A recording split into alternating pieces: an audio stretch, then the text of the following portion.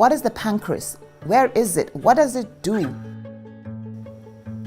The pancreas is an organ located in the abdomen. It's shaped like a large tadpole with a round head, a neck, body, and tail.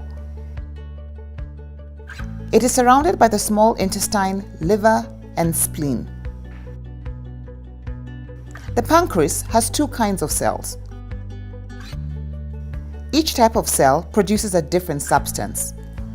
Endocrine cells produce the hormones insulin and glucagon. Insulin helps lower blood sugar, and glucagon raises blood sugar. Maintaining proper blood sugar levels is crucial to the functioning of key organs, including the brain, the liver, and kidneys. Exocrine cells produce enzymes that help digest proteins, carbohydrates, and break down fats.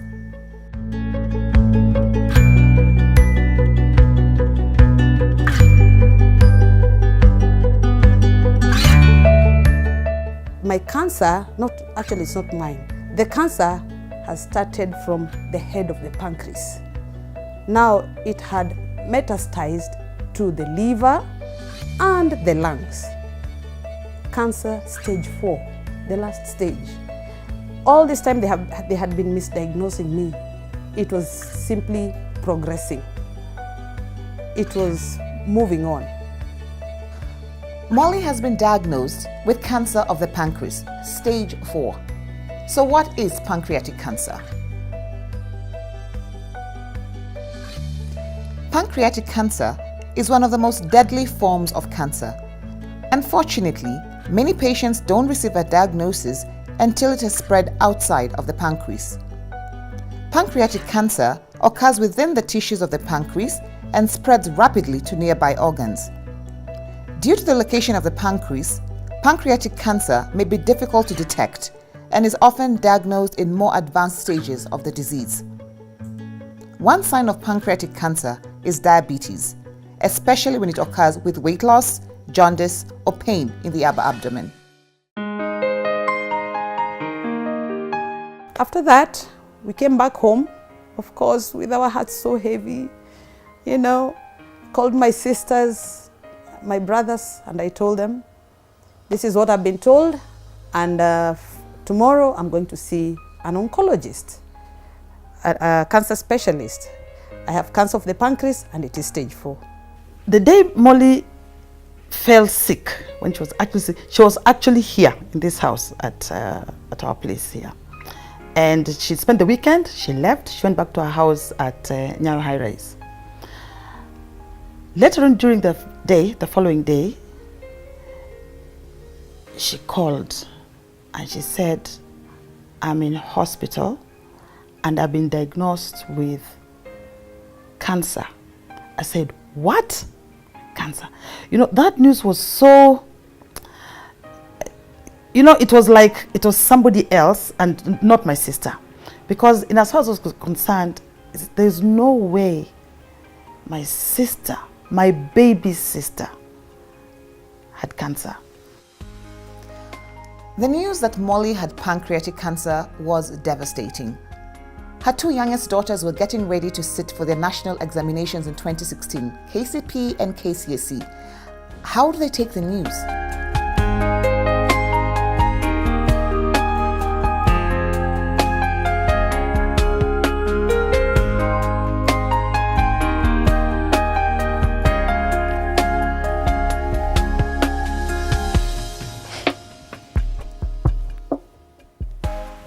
It's been hard, especially for my sisters. Sorry. It's been hard. No one tells you when you fall sick, the people around you, they hurt. So anyway, she's a fighter. She's undergone so many rounds of chemo, so many. I can't even imagine what she's been going through. But she's been so strong. She's currently still taking the chemo. I don't know what the future holds, but all I can say is my mom is the strongest person I know. And I hope God keeps her. So Mom came and picked us from school, then went back to the village. Then the next day she told us that she had something to tell us.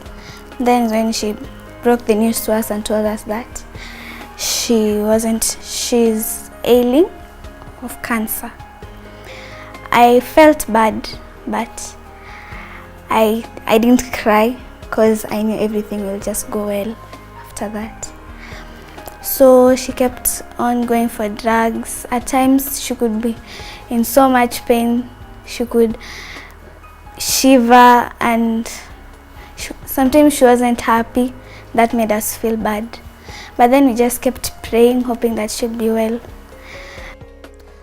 Pancreatic cancer does not exhibit symptoms until the disease is at an advanced stage. This is why the disease is so difficult to detect and diagnose. As the cancer grows, the symptoms it causes will depend on the type of pancreatic cancer and where it is in the pancreas. Jaundice, the yellowing of the eyes or skin. Abdominal and lower back pain. The severe pain begins in the upper abdomen and gradually radiates towards the back. Nausea and vomiting. As a tumor grows, it can block some portions of the digestive tract. Unintentional weight loss. The growing tumor has spread to nearby organs and impairs their functioning and leads to poor appetite. Greasy or light-colored stool. The stools may become large, pale, oily, floating and smelly as a growing tumor prevents the pancreas from releasing its digestive enzymes. Sudden diabetes, itching. I went to see an oncologist at Nairobi Hospital. Now, at Nairobi Hospital, they started treatment, chemotherapy. Actually, I've just done chemotherapy, over 30 sessions of chemo. And as they're giving you treatment, they're still giving you cakes. They give you a menu. They give you cakes, surely. They give you tea, they give you sugar. You can eat anything. And then they give you broiler chicken. You know, all the bad foods that feed cancer cells. And I was excited. I used to eat them, not knowing, here I am trying to kill the cells and here I am feeding them. Molly's medical cover had run out, and her health condition was not getting any better. After every chemo session, I was permanently in the ward. My immunity is down. I don't have enough blood. I was just doing badly. Actually, I had Caribbean going down. I was actually going down. I lost weight from 90 kilos to 60, to 30. No, I lost 60. From 90 to 30. I became so small. I became so dark. Imagine me now, small and dark. Oh my God. So, I finished all the 12 sessions in Nairobi Hospital. After that, we found that I had cleared all my medical cover. We didn't have money now. When Molly was in hospital, she had the medical cover at Nairobi Hospital. After some time, her medical cover was cleared. She went through it all. And still her health condition was still not good. So what were you going to do? So we met as a family and we said we needed help. We needed people to come together and help us because we knew this was going to be one long, expensive journey. So we did a Harambee. We got together, called friends and relatives, and it was so beautiful how people just came together for us and we raised some money. With money raised from family and friends, Molly's family sought a second opinion. This time, they sought the expert services and consultancy of Dr. Catherine Nyongesa, an oncologist and the CEO of Texas Cancer Center here in Nairobi. After raising that money, some doctor friends of mine told me, why don't you look for another hospital that is affordable and that will give Molly, your sister, first class treatment.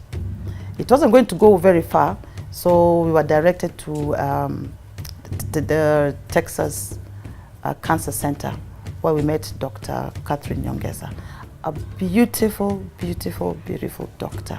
She was absolutely understanding, and she took Molly in immediately. And even before we even discussed anything to do with money and everything, she said, bring Molly, let's start with the treatment, and we can talk about the finances later.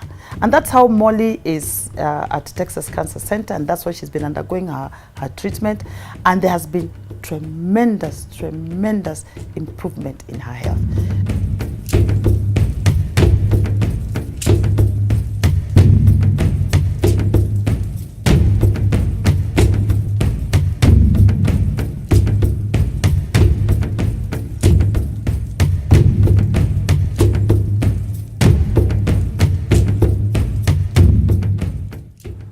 So look out for the symptoms. Get yourself screened. It might just save your life. My name is Yvonne Kalahi. This has been Cancer Diaries.